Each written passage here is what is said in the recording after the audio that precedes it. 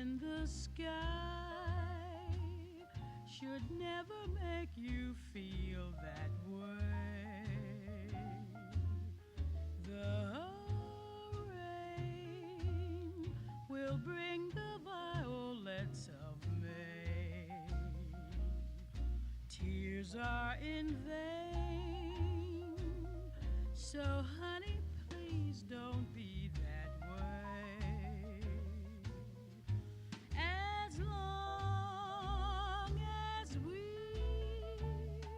see it through, you have me. Ladies and gentlemen, please welcome tonight's Mistress of Ceremonies, author of the best-selling books, The Dorm Room Diet, and the forthcoming book, Relish an Adventure in Food, Style, Everyday Fun, hitting bookshelves April 16th. She is the co-host of ABC's The Chew and the daughter of Dr. Mehmet Oz. Ladies and gentlemen, please welcome Daphne Oz.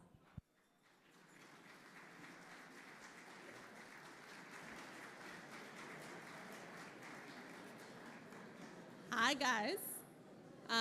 If everyone wants to take a seat, your dinner is about to begin, which is very exciting. I know everyone is hungry. As you just heard, I do television, but I do live television, so forgive me my stumbles working off a script. I will try to make this as seamless and pleasant and fun and enjoyable and very good caused evening as it possibly can be. So thank you very much, and hello, everyone. Welcome to the 2013 Banking on a Cure Visionary Awards Dinner. I'm honored to serve as your MC for the evening. For more than 40 years, the Foundation Fighting Blindness has dedicated itself to funding research that will lead to treatments and cures for vision-robbing retinal diseases. And those diseases affect more than 10 million Americans alone. So it's no small number that we're dealing with here tonight. Now, I come from a family of very health-dedicated individuals. In our family, we believe if you eat right and you exercise and you reduce your stress as much as possible, I know in New York that can be a challenge, you can strike a very healthy balance. And it can be fun and easy and affordable and accessible, which I think is the goal of everyone sitting here tonight, to really bring a cure to within reach. You can also preserve your vision for as long as possible by following these sort of admonitions. And the foundation has a saying, which is, what's good for your heart is good for your eyes. But I also know that the diseases here that the foundation targets are genetic. They're passed from generation to generation. They're not a choice someone has. No one contracts these things because of neglect. And these diseases need treatments now more than ever. They need cures. And that is exactly what we're here tonight to try to provide. Tonight, you'll hear from a few speakers exactly what the foundation has done over the last 40 years in efforts to find a cure, and the effect it's had on the lives of people who desperately need this help. We will also honor Terry Ardley Swift with the Foundation's Visionary Award.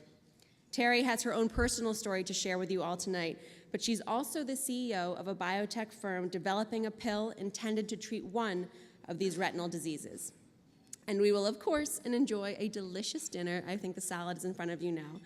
Our first speaker is Iris Spiegel. She and her husband, Reuven, are national trustees of the foundation, and they're also tonight's honorary co-chairs. They've both had a lot to do with the success of these dinners over the past few years. So please help me in welcoming Iris Spiegel to the podium.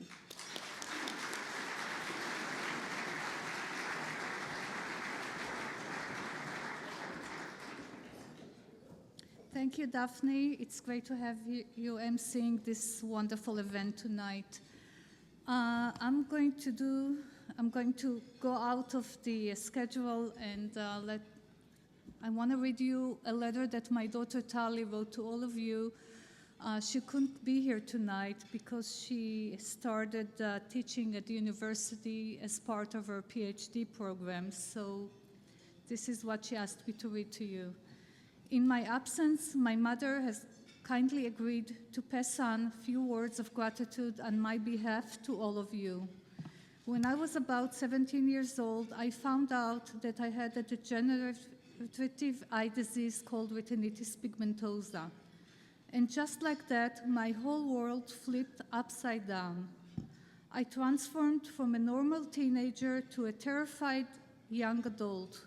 When I first heard the news, all of my usual troubles seemed meaningless, and all I could focus on was my unfortunate fate. As time passed by, I noticed that I went back to my normal childish concerns, such as school and boys. It only occurred to me recently, nearly 9 years after the fact, that this in itself is a miracle, which I have my parents and people like you to thank for.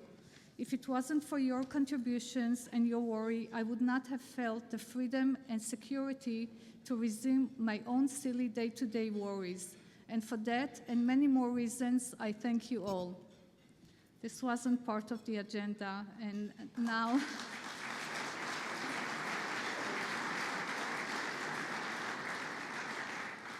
thank you very much for coming.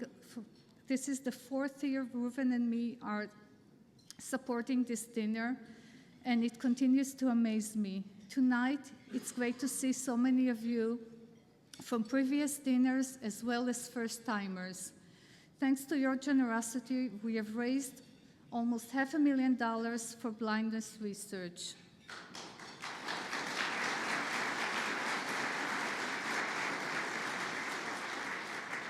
Reuven and I first got involved with the foundation for a very personal reason, our daughter. Tali has retinitis pigmentosa. It's a disease that takes away your peripheral vision at first and then narrows your vision more and more each year. We want very much to save Tali's vision, but since becoming involved with the foundation, we have realized that the research it funds has the potential to save the sights of tens of millions of more people. It's wonderful to be here tonight to raise funds and awareness for the foundation. Oh, I'm sorry, forgive me. This dinner wouldn't be possible without the efforts of many people. First, my husband and fellow co-chair Reuven, thank you very much for working alongside me. Many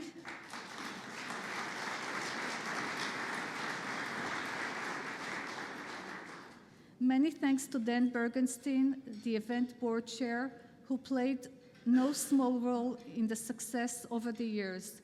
And thanks to our young professional co-chairs, Nora Rabinski and Bradford Manning, who you'll be hearing from later. A huge thanks to the entire dinner committee for its efforts. Each and every one of you has played a big role in making this dinner happen. Now, I would like to turn things over to someone who can give you a primer, if you will, on the ways in which the foundation facilitates the research that will restore and save the visions of not only people with RP, but many more retinal diseases. Ladies and gentlemen, please welcome the Foundation's Chief Executive Officer, Bill Schmidt.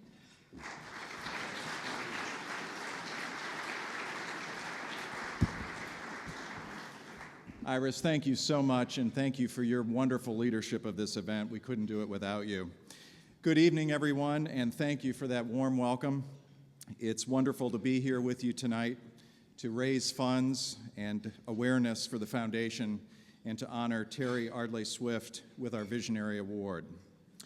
Before I begin, though, I would like to acknowledge and thank some FFB leaders who are with us tonight, and it's a large group, which I think speaks volumes. From our board of directors at FFB, we have Gordon Gund,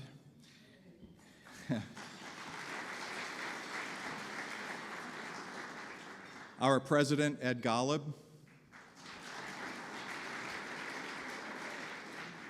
Dan Bergstein,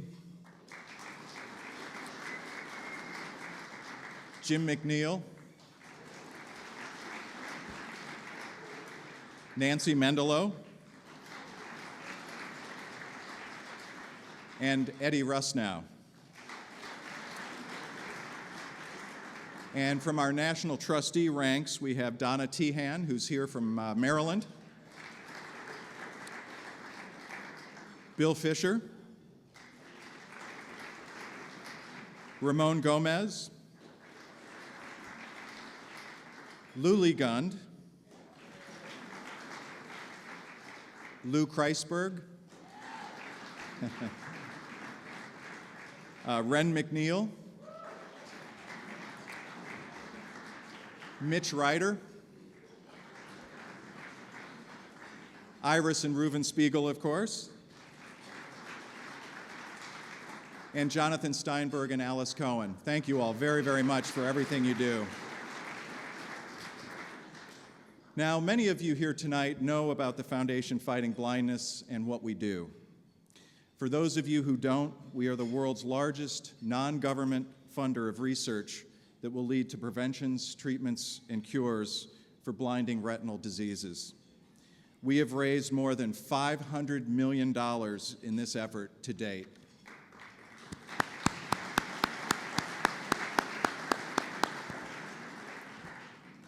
As we've already heard, collectively, these diseases affect 10 million Americans and tens of millions more around the world.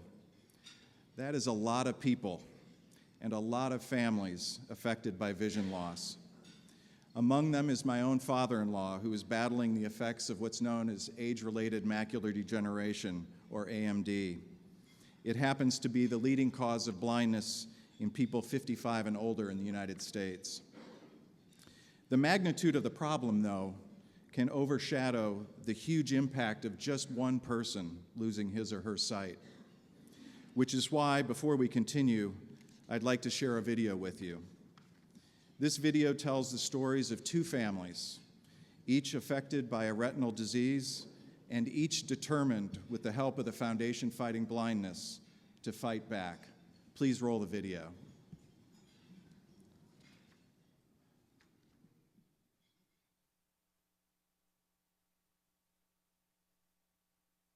You are my sunshine, my only sunshine. You make me happy when skies are gray. And this is my son and my daughter, and they are legally blind. My children have Leber's congenital amaurosis, which is considered a disease. Please don't take my sunshine away. I think I'm the same, except I just can't see. This is Derek Day. He and his sister Meredith have been almost completely blind since birth. 1. This is Louis McGee, diagnosed at age 5 with Stargardt disease. It is a disease that targets the back of your eye, the retina. There's a spot in the middle where you can't see, but you have pretty good peripheral vision, so you rely on that. So there's like a tunnel vision. Was it fun? These two families are among the millions affected by total or partial vision loss from one of more than a dozen retinal diseases. Facing a difficult diagnosis. Every father wants the best for their children. They want them to be the best. They want the best for them. They want them to have a better life than what we had. I got it when I was like 5. That wasn't a very good year for me, actually. We figured out that I had Stargardt, and I got bit by a dog that year. There was a time between when he was first diagnosed and when we got the second opinion in Iowa where we were told there is no hope and there is nothing, and that was those were probably the worst months of my life. Initially, immediately, I cried. Was how, why?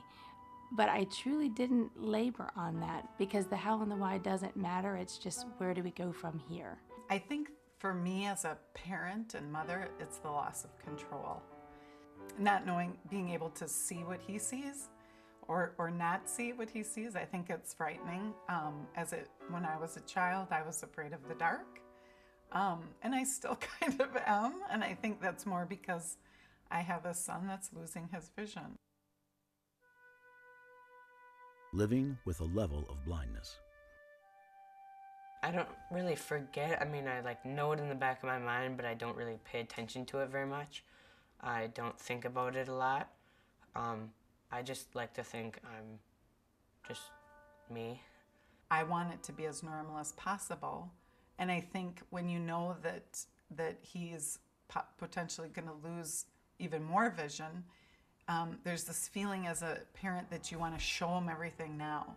coop fell over. Sometimes I think they think vision is the abnormal and the lack of vision is normal. So I think that he thinks that he is the norm, and that when people can do extra things, it's amazing to him. One of my dreams is, for my son to actually be able to drive a car.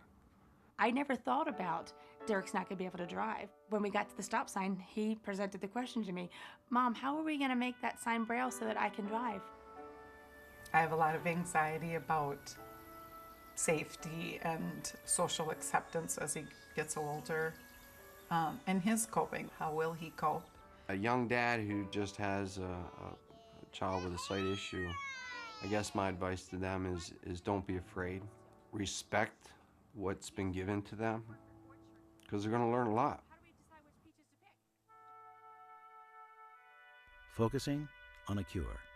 We found ourselves searching for a way to, since there isn't a treatment or a cure, what can we do to make that happen? And that's how we found the Foundation Fighting Blindness. All of the money for the Foundation Fighting Blindness goes to fighting blindness. It's a unique nonprofit. It is truly a research-based, cure-based organization that's focused on curing blindness. And I believe that within Louis' lifetime there will be some kind of cure, whether it restores his vision or stops its progression.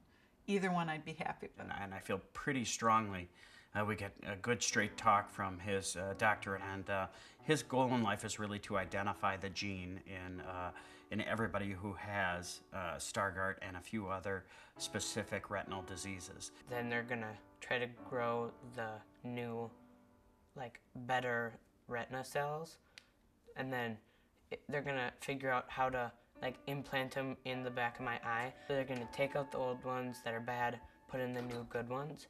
I do like the logical idea of we've identified the gene and we can potentially replace the gene with a repaired gene and make it all go away. This is a disease that seems eminently curable and reversible, which is unique, I think, in the world of disease today. There's a lot of different trials for it, and I think they all look pretty hopeful. For the rain, triple and dropping on drop. Oh, what a rain it would be! Boom, boom, boom. How do you let a child feel the horizon? You can't. They have to see it. How do you let a child experience a rainbow? They can't. They have to see it. And the only way for the children to be able to do these somewhat unsurmountable tasks is to be able to see. And the only way that we can have them see is with research. And the only way that we can have the research is if we can pay the scientists to find the cure. How often do you get a chance to cure blindness, for crying out loud? That's stuff we read about in the Bible, and it doesn't ever really happen. And here, we're right on the edge of making that happen, and all it takes is open up your wallet and give a little money. For those individuals who don't have someone with visual issues, what I'd say to them is, you're about to meet my kids. And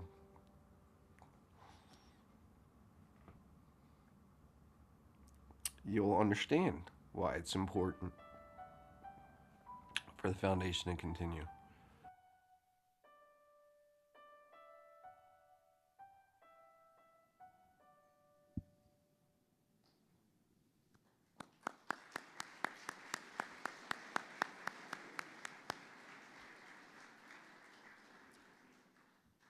We wanted you to meet the Days and the McGees because what the Foundation Fighting Blindness does, and will continue to do with the support of people like you here tonight, has a direct impact on their lives and the lives of millions more.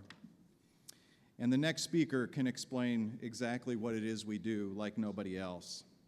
He has retinitis pigmentosa himself, and as one of the Foundation's co-founders, he's been leading the fight against blindness from the very beginning. No other person has had a greater passion for eradicating these diseases, and no one's done more to support our cause. Please join me in welcoming our chairman and our leader, Gordon Gund.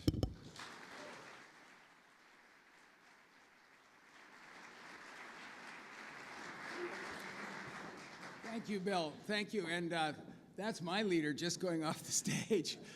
My wife, Luli, who's who I'll talk about a little bit later. Thank you, Luli. And Bill, thank you for that introduction, and most of all, thank you for all the great work you do as the Chief Executive Officer of the Foundation Fighting Blindness. Good evening, everybody. It is wonderful to be here with you. Thank you for supporting what is now a very exciting, increasingly successful research program of the Foundation Fighting Blindness to find treatments and cures for blinding retinal diseases.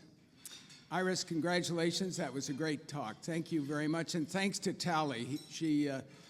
That letter is terrific. Please extend our thanks to her and warm wishes. Also, Reuben, thank you. Thanks to Dan Bergstein, to the other two youth co-chairs, Noah and Brad, and to the entire dinner committee. Also, thank you, Daphne, for serving as our Mistress of Ceremonies, and we thank Terry and congratulate her, and we'll talk about her later as being our honoree tonight.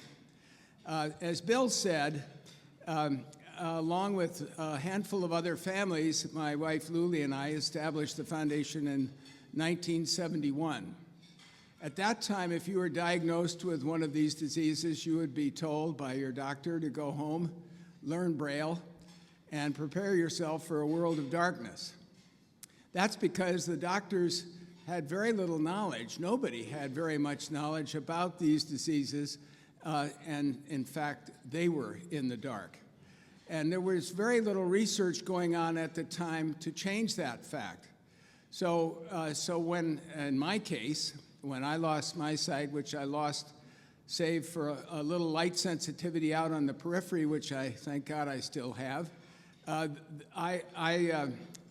I was faced with enduring a number of non-scientific therapies, pretty bizarre stuff, that did to try and save the loss of my sight or slow it down as it progressed, and also to try and restore it after it had gone. Of course, none of those worked, but that's why the foundation has always been dedicated to a scientifically based approach to its research to find treatments and cures. And I'm happy to say that over the last 42 years, the research we've supported has generated some tremendous breakthroughs. For example, we can now slow the progress of these diseases by a surgical procedure that implants a tiny protein-containing capsule into the back of the eye. We can now create a human retina out of human skin cells. Think about that. And that's just the beginning of stem cell work that's going on right now. As many of you may have read, recently the FDA approved a bionic eye called Argus 2, which involves a camera, tiny camera on the rim of a pair of glasses, and a chip that's been attached to the retina, and it allows people who are totally blind to see shapes, to see patterns, even fireworks. And for those people who have used it, they say it has really changed their lives. It was based upon, this whole technology was funded by us back 14 years ago, and more recently, as sort of a seed grant, or that's something we do all the time, but we provided some funding to get it started. Then once it was discovered and the technology developed a little bit, the people who had done that formed a company and since raised some $200 million to get to this far. And I'm happy to say it's a great, this product will be available to people for purchase this summer. So it's been commercialized, approved by the FDA, will be out and available. Very exciting stuff, and a great example of what we've been doing from the very beginning. We've been engaged in venture philanthropy for 42 years. Also, scientists and researchers we've funded have restored sight to more than 50 children and young adults through a gene therapy for a very severe disease known as Leber's congenital amaurosis, or LCA, which results in blindness either at birth or a few years after birth for children. This is another great example, I think, this wonderful accomplishment of gene therapy, of a platform that we're in the process of developing for people with inherited retinal degenerations. It's also hugely important to the whole world of medical research. And not long ago, the director of the National Institutes of Health highlighted this accomplishment in his annual presentation to Congress. So we go from stem cells to gene therapy to pharmaceuticals, and we've had major breakthroughs across all those fronts and across the fronts of all of the diseases that we are working on. But perhaps, well, and I should say that some of those are now helping people. They're already in the field, in the market, helping people.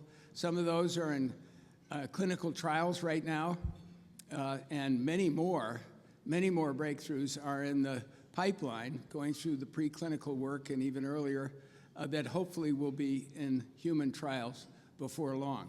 Perhaps the most effective of these to this point has to do with age-related macular degeneration that Bill mentioned earlier.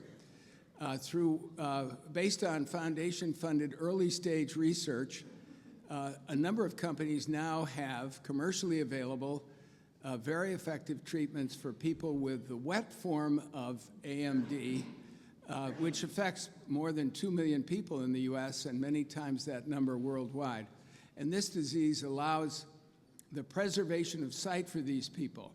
They're wonderful treatments, but they do involve the need for injections, monthly or bi-monthly injections into the eye to continue that treatment. So that is why it is extremely fitting that we are honoring tonight Terry Ardley Swift, because her company, Xcovery Vision, is involved with a new treatment, an oral treatment or a pill for this same disease, the wet form of AMD, which in early trials looks very promising, already is showing good results.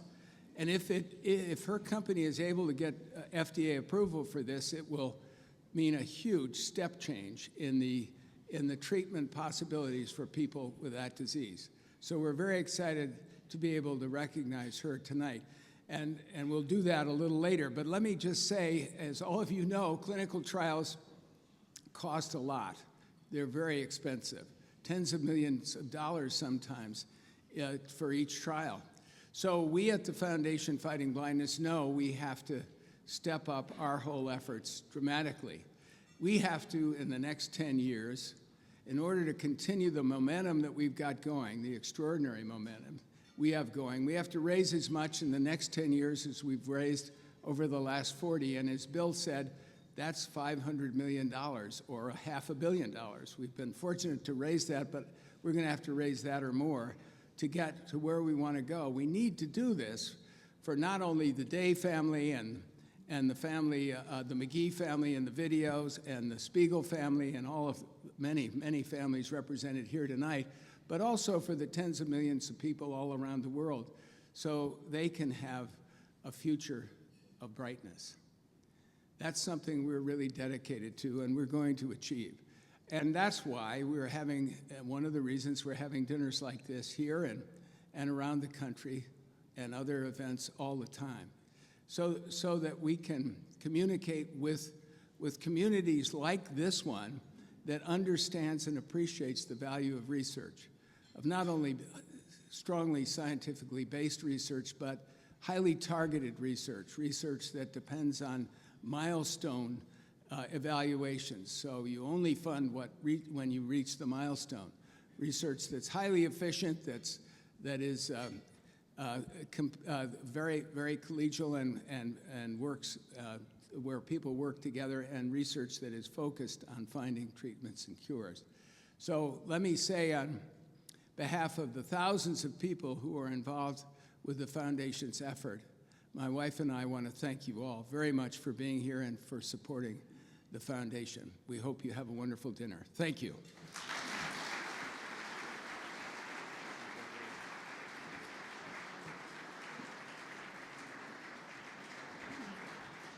Thank you so much, Mr. Gund.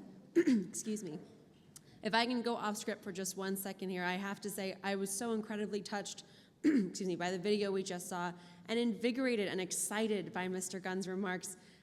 As someone who grew up in a medical family, hearing a lot about how challenging medical cures, science-based cures, research-based cures can be to come upon, to see how near and within reach these cures can be for us tonight is really something very exciting and very good to look forward to. It is now my pleasure to welcome to this stage someone who has a very special item to share with us.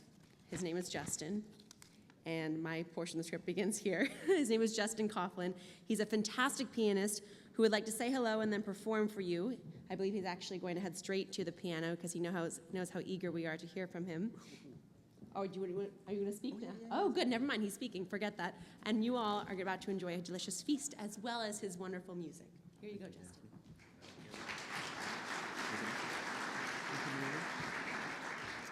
Hello. I'm very happy to be here. I lost my sight completely when I was 11, and I'm just very happy to be here to play for such a wonderful event, and just to thank you all for taking the time to come out and support a very worthy cause. And as she mentioned, I'm just here to play the piano for you guys, so don't mind me. I'll just be up here playing while you enjoy your dinner. Thank you.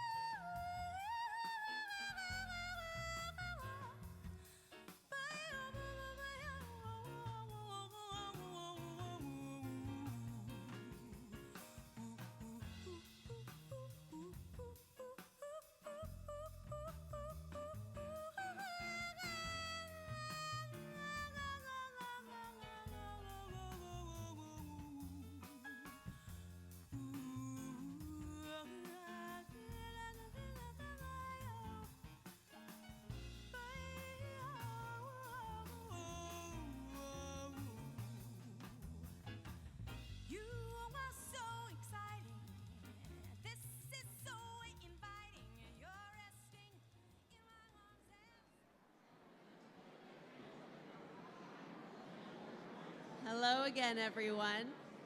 If you would kindly find your seats when you have a chance, we're going to continue on with this fun evening. If you don't take your seats, I'll have to sing, which I promise you is a horrible, horrible fate to endure. Those are not empty threats. I will sing. I will sing Cher. You can only imagine. There have been whole karaoke evenings ruined by my voice. So I trust you enjoyed your delicious, delicious meal and the melodious tunes of Justin, who was fantastic. Please join me in giving him a huge round of applause. Thank you so, so much for that beautiful, beautiful melody. So I have something very exciting to announce, which is that there are only 15 minutes remaining in the silent auction where you will find some truly incredible deals. One that I'm particularly looking forward to is a stay at the White Barn Inn that I've bid on, but if you want to outbid me, I don't mind. It's all for a good cause. There are 15 minutes left there, so you can scuttle out there and place your bids. I'm actually adding one new, it's a late entry in the race, 2 VIP tickets to the Chew. You'll get to come, you'll get to eat delicious food prepared by Mario Batali for free. So for those of you who live in New York City, you know what a deal that is. Hang out on the show with us, have a great time. So that will be out there for you now too. But just wanted to send you that way. I would now like to introduce tonight's presenter of the Visionary Award. You'll want to pay attention to this one, guys. Matt Swift, who happens to be the son of our honoree, Terry, grew up in Charlottesville, Virginia, and attended Georgetown University, where he majored in government and specialized in national security and intelligence studies. This is one smart cookie over here. He is co-founder, chairman, and CEO of Legacy Management Group, as well as co-founder and chairman of the Concordia Summit, which facilitates the creation of public-private partnerships for positive social impact. Ladies and gentlemen, Matt Swift.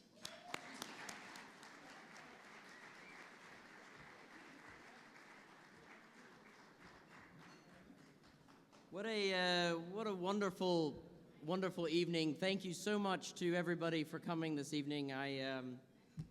This is an honor, and this is a wonderful organization to support. Vision, I can't think of anything more fundamental than that. Daphne, thank you so much.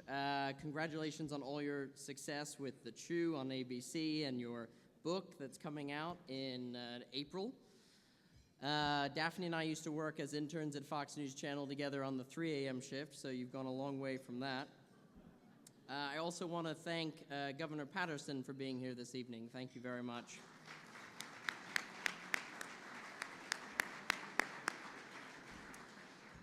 And I want to thank the Foundation Fighting Blindness. This is an organization that I've learned a great deal about over the last few months and have been extremely impressed. Bill Schmidt, their CEO, and the foundation, they are a very strong team and they run a very good organization.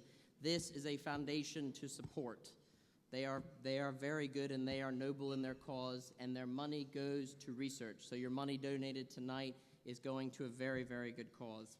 They are a world leader in retinal research, funding hundreds of projects at prominent institutions around the world and especially in the United States. So thank you very, very much. I also want to thank Bill Schmidt and the foundation for providing our new venue for all of my family reunions. My sister, mother, and I are thrilled to be here this evening. I am up on stage for one reason, and that is to warm up the stage for my mother, Terry Ardley Swift. Although you will quickly see she doesn't need much help from me. My mother is an inspiration to me for many, many reasons, but one of them is the choice that I have made in my life to be an entrepreneur and to create my own organizations. Having my own company, having my own nonprofit was at the inspiration of my mother, who midway through life, when I was just a teenager, made a very, very bold decision to change the course of her life and change the focus of her life. And it was this change in focus, working at a cancer research company that was producing drugs for various forms of cancer, where she quickly picked up on the fact that one of these drugs, one of these compounds, impacted vision, and specifically macular degeneration. As the grandson of somebody who had macular degeneration, I felt very deeply that this was a noble and worthy cause. If it wasn't for private industry and private companies to have a focus on this, we would not be advancing the way that we are scientifically for a disease that afflicts so many. I am honored to be here tonight because it is a rare moment for a son to be able to introduce his mother, and my sister Robin, who is here from Virginia. We are so proud of our mother for the work that she has accomplished and what we know will be the final production of a drug that dramatically decreases the toxicity of the current drug being applied for macular degeneration. The idea that rather than needle injections into the eye, you can take a pill. Imagine the difference in life and quality of life that you can have if this works. So thank you, everybody in this room, for your support. Thank you for the support of my mother. My sister Robin and I are very, very proud. I'm now honored to introduce Bill Schmidt, who is the CEO of the Foundation Fighting Blindness and a man who I have a lot of respect for running a very, very good nonprofit. Ladies and gentlemen, Bill Schmidt. Bill Schmidt.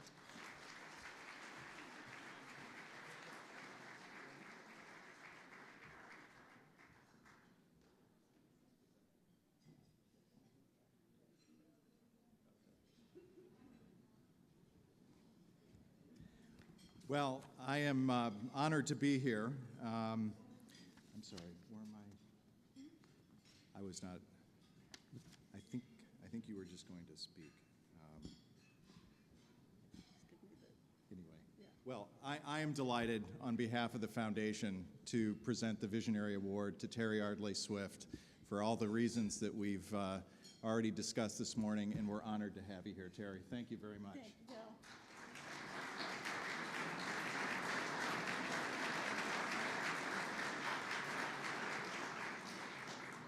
Thank you, everybody, for coming tonight. This is just such an amazing, amazing cause, and what a beautiful venue. I feel like we'd go back in time when we're here at the Plaza.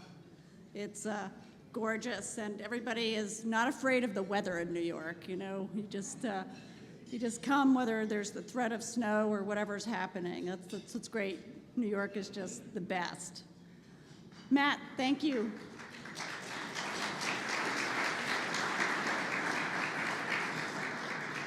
Matt, thank you for that wonderful introduction. It comes from the heart, and I always was kind of hesitant about following you on the podium because you've loved the podium since second grade, so go figure. And Daphne, thank you so much. You are doing great things. You're promoting healthy eating, healthy lifestyle, your book, your television show, you're well on your way, and kudos to you. Well done.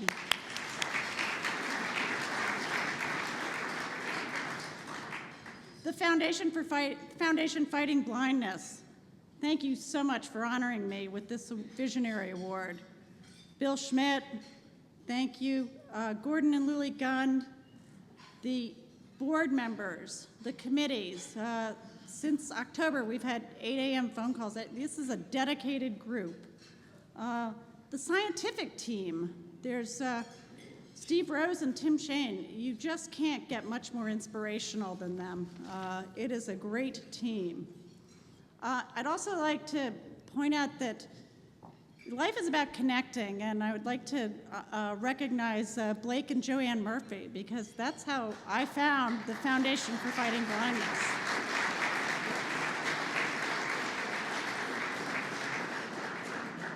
Blake saw what we were doing, and he said, "We've got to call Jim McNeil. We've got to put these pieces together." And you know what? Everybody, we're all texting and doing all these things, but networking in person—that's what it's all about. I'd like to say thank you to Robin for coming tonight. She's got hard at work with her job and very busy, and made the trip from Virginia. And thank you, sweetie, for coming tonight. Also, there's a lot of people that these things come together, and I have to thank my childhood friend Beth Palmgren and her husband Dennis. Beth and I have been grown up since we were 3 years old in Connecticut, and they have supported me along this journey and gotten into as a full team supporter, and thank you both.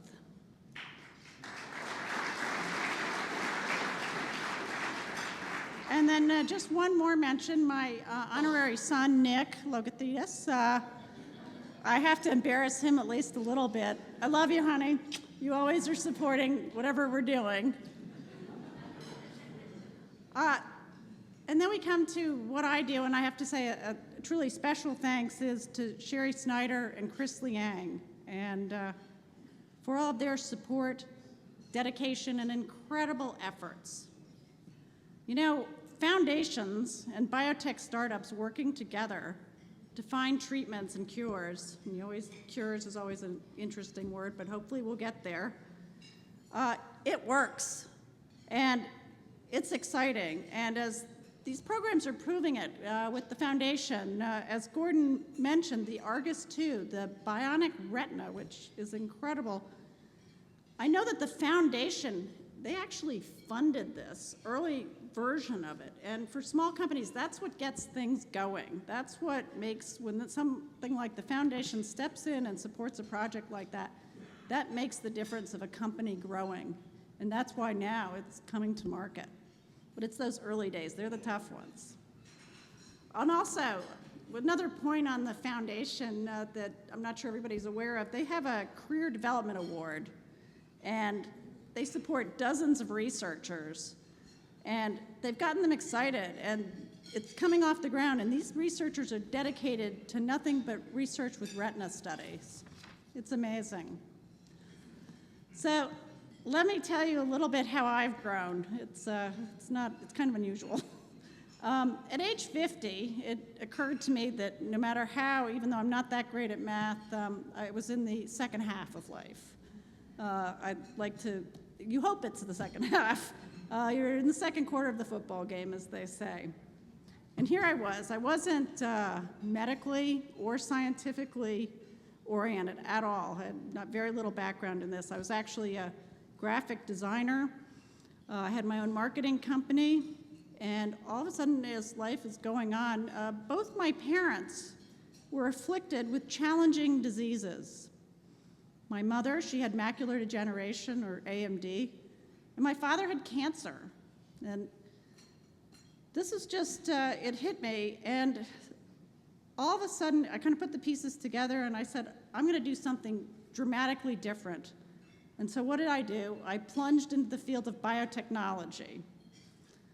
Biotech, I think it's interesting because biotech holds the promise because perhaps even the answers in finding some of these solutions that afflict so many people in this room, my mom and dad, and millions of other people out there.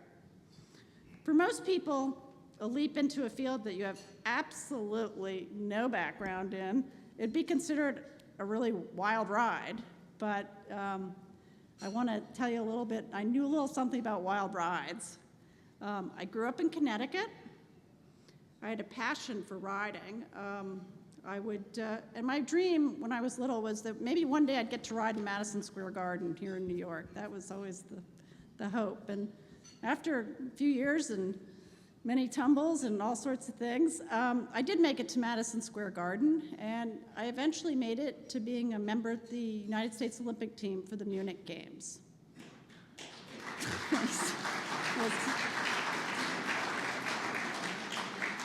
But I think it ties in because riding, like so many sports, it's just a rich training ground for the rest of your life. So I decided to saddle up and embrace the uncomfortable process of change. And that change was inspired by my parents' illnesses. My mother, a little bit about the late Susan Ardley, she was a sportswoman, an artist, a photographer, and an avid reader. And she made it to the ripe old age of 92, smoking all the way, I might add. But macular degeneration was diagnosed. She had the diagnosis in her 70s, and it was a life changer because all of a sudden you can't see your food, you can't see your grandchildren performing in the chorus or in plays or on the soccer field, and it impacted her life tremendously. It was a game changer. And when you can't do the things that you're used to doing and you're affected by vision loss, life is challenging. And as so many of you know, these diseases affect the entire family in so many ways. Well, my longtime friend, Sherry Snyder, he's a serial entrepreneur. He couldn't make it tonight, but a little bit how these pieces come together. Sherry's a founder of 14 companies, and his latest ones are Upstate, Molecular MD, Excovery, and Excovery Vision. And it was Sherry, he not only encouraged me to embrace the challenge of biotech, but he kind of put me through an MBA, and it's sort of the survival process of a startup. And within that process, it's still going on, within that process, it's where change is embraced and serendipity rules, which leads me to Excovery. Excovery was the company that was formed and created by Dr. Chris Liang. He's our chief scientific officer, and he's the hero tonight. He is my hero. Chris was the top scientist or student coming out of China, and the Chinese government sent him to Princeton for his PhD many years ago. And that was he studied quantum chemistry, and then he went on to the advanced studies, which is where Einstein's hang out, so to speak. Chris, in his career, has already developed a leading kidney cancer drug for oncology, which for scientists, that's unbelievable when you can actually develop a full-blown drug from scratch. I mean, it's amazing with his science. And so this company that Chris worked for was a small biotech company based in California. It was eventually bought, and eventually it was sold to Pfizer. And it's Pfizer's leading oncology company. They've thrown everything, even though it's for kidney cancer, they have done 179 different trials just to see if it will work in any other kind of cancer, and they're getting some good results. There are some side effects, but cancer, you gotta, right now they're going through, but this drug would never work in the eye because of toxicity. But the other thing is with the same drug is for Pfizer, it is now Pfizer's, $1.5 billion in sales. So it's a blockbuster drug. So anyway, Sherry and I met Chris in 2003, and he told us that he thought that the entrepreneurial startup would enable him to develop less toxic drugs, with that meaning fewer side effects. And it was for cancer and for inflammation. And so we formed the company, and then lo and behold, we're at a venture capital conference up in Boston, and we're approached by a young man who said, what you're telling us about these drugs, I think they'd work for ophthalmology and for various eye disease. And wow, this is sort of the aha moment in life, and I was struck by this incredible coincidence. And here it was, my dad had cancer, my mom, macular degeneration, and here was this brilliant scientist coming into my life. And he was going to bridge the cancer and the ophthalmology. Currently, our drug at Excovery Vision we're now in 5 patients. Huge in drug development when you get to patients, because we've all cured a lot of mice. All of our participants are doing well. They're not having side effects, and we even have patients that in few short weeks, their vision has improved by 17 letters, which that's the equivalent of 3 lines on those eye charts. And as Gordon mentioned, the current treatment is an injection in the eye. And here we have a pill. And this pill is showing the promise that we may get there. And we're so excited about it. I mean, it's just, and if we succeed, it's going to be a game changer, and it's going to be a game changer for the patients out there.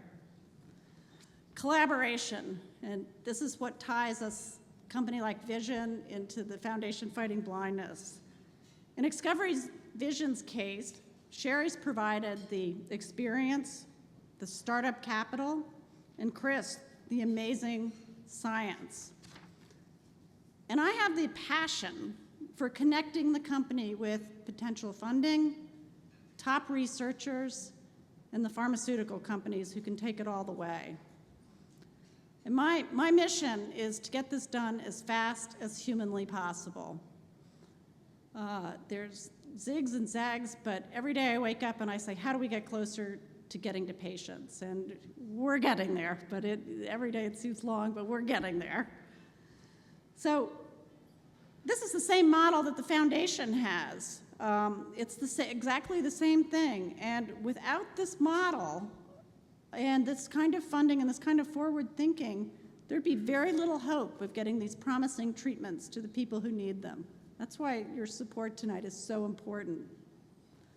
Thank you again for this beautiful, prestigious award. I'm just so touched. And thank you, Matt, Robin, for their support coming tonight. I love you both. And Sherry, he's made the next 50 years full of promise. And my friends here tonight, both old and new. I don't want to say young and old, but thank you so much for coming, for your support. And I think we really and truly are onto something big. And lastly, I don't know, I would just like to invite everybody in this room to just join in our vision. Foundation for the Fighting Blindness is bridging the gap every single day. Thank you so much.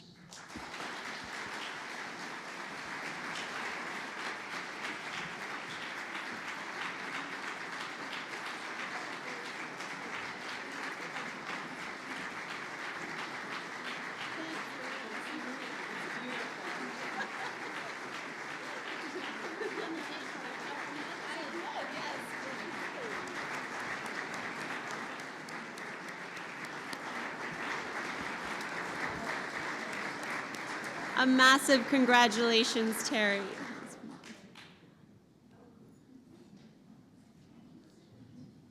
It was a wonderful speech, and we're all so excited for you. Congratulations again. Please, one more time for Terry, guys. I just want to say how incredibly inspired I am by the fact that you began this next and new and incredibly successful phase of your life after already having an incredibly successful career. So it sets great standards for the rest of us. I want to let everyone know that the silent auction is now closed, and the winners of all the exciting prize options are going to be available out by where the auction items are, and you can collect your gifts and pay up as you leave or during dessert if you so choose. And as we just heard, all the money raised tonight is going towards research, so it's a very exciting and promising place to put your money if you want it to actually go towards a very good cause. Up next, we have some exciting young members of the young class that's helping with this endeavor. We have Noah, who is a vice president at Mid-Ocean Partners. It's Noah Rubinski, and he focuses on investments in media and communications and business services. Previously, he worked at JP Morgan as part of its technology, media, and telecom group, and he serves on the boards of Legal Shield and System 1. And he'll be joined up here on stage by Bradford Manning, who co-founded Macoma Capital Group in December of 2010. Macoma targets value-focused deals in the private market and leans toward real estate, financials, natural resources, and other hard assets. I feel like I'm back at Fox News. This is great. Previously, Bradford served in various investment roles at single and multifamily offices. Ladies and gentlemen, Noah Rubinski and Brad Manning.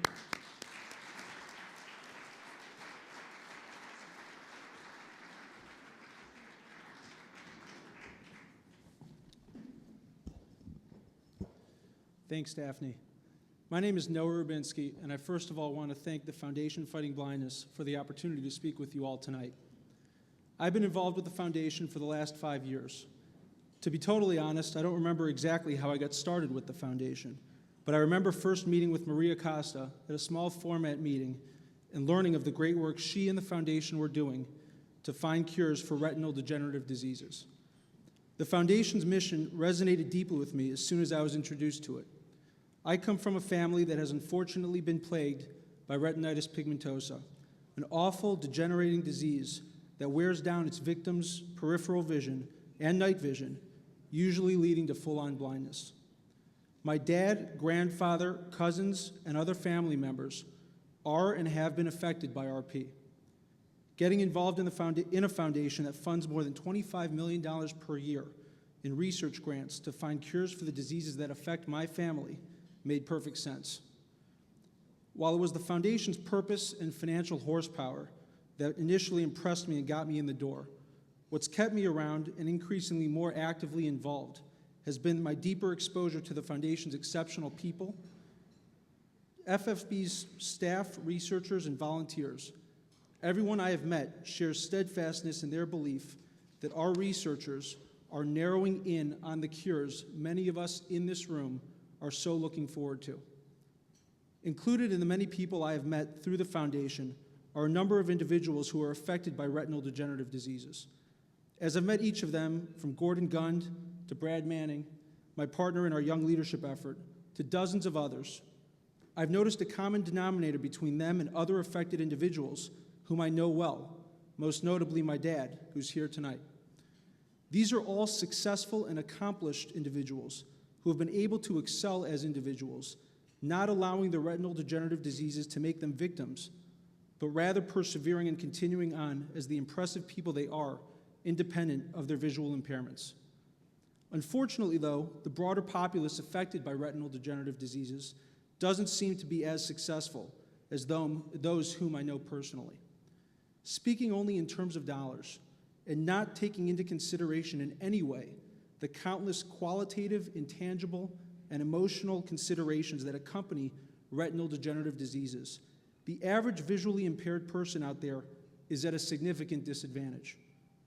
On average, an unemployed visually impaired person makes $10,000 less per year than his or her colleagues with, quote, normal vision. And that's if they're fortunate to be employed. More than 70% of those who are visually impaired and of employment age are in fact unemployed. Again, that's only money. It doesn't even begin to describe the various emotional difficulties and complications that visually impaired people have to deal with. So what are we going to do about it?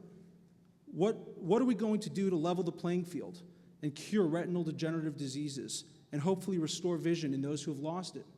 Well, I'm happy you all asked. The foundation is doing yeoman's work to find cures to retinal degenerative diseases, and it's got a winning team on the field to get us there.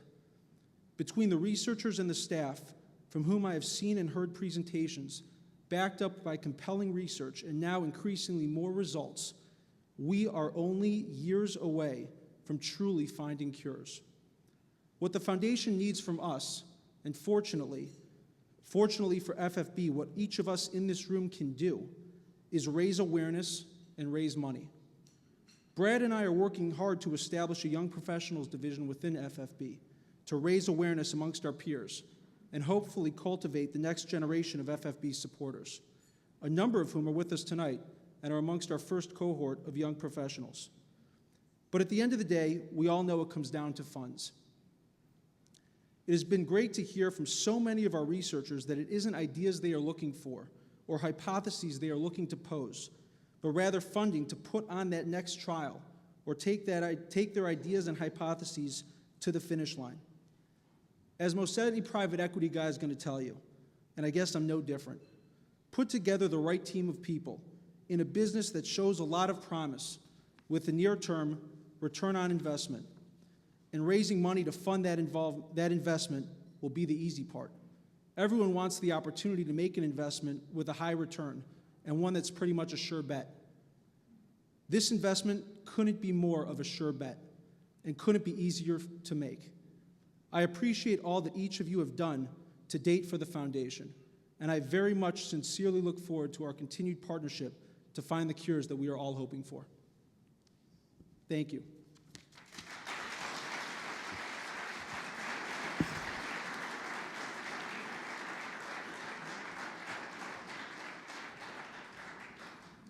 I'm very humbled and honored to be here today. I'm really grateful to everybody in the room. As Noah mentioned, I work in the Young Professional Organization with him, and I care about this foundation quite a bit. I have a lot of close friends associated with the foundation. I have a lot of friends affected with eye disease, but most selfishly, I'm involved because my younger brother and I both have a disease called Stargardt's disease. Stargardt's disease is a genetic degenerative disease Your eye has a problem converting vitamin A, and over time it destroys your central vision. Now, I've been pretty lucky. I'm fortunate because my central vision has held up pretty well. I don't think about the challenges a lot, but one that is notable, at least to the moment, is that I'm not able to read a speech. Others might include recognizing faces and reading restaurant menus, which isn't a problem tonight. And there's no cure for Stargardt's at the moment, but if there is a cure, it'll almost definitely come through the support of the foundation. The foundation's cause is very noble. A lot of people can empathize with what it's like to not be able to see well. But I think it's also very important to look at the strength of the organization. They have a 42-year legacy of finding incredible short-term and long-term opportunities. For example, with Stargardt's, they're working on a couple interesting things. Oxford Biomedica is developing gene therapies. There's scientists developing stem cell treatments to implant new cells into the back of the eye. And they're also working on a natural history study that evaluates the condition over time. That'll be helpful for finding patients for clinical trials. It'll be helpful for determining the outcomes of those trials. I'm a major stakeholder in a lot of those projects and a major stakeholder in the foundation as a whole. And I couldn't be more thrilled with the work I've seen them do. And I think that's in large part because of the team and the people around it. You talk to anyone on the executive board, you talk to the administrators, the staffers, the scientists, the volunteers, or the people in this room who dedicate their time and resources to the cause, and you understand what a tremendous organization this is. We're on the verge of some very exciting science. I know you all have envelopes on your tables. You have an ability to donate tonight on top of what you already have, which is obviously incredibly appreciated. And I think now is probably one of the most interesting times to be involved with an organization like this, because it's becoming less and less theoretical and more about the execution and the dollars. In a few years, there will be additional cures for eye disease.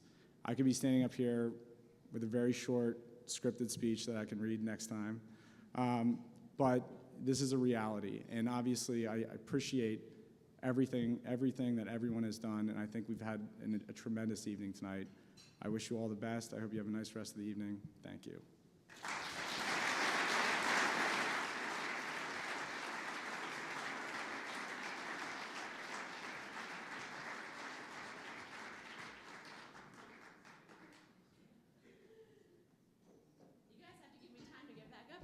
Crazy.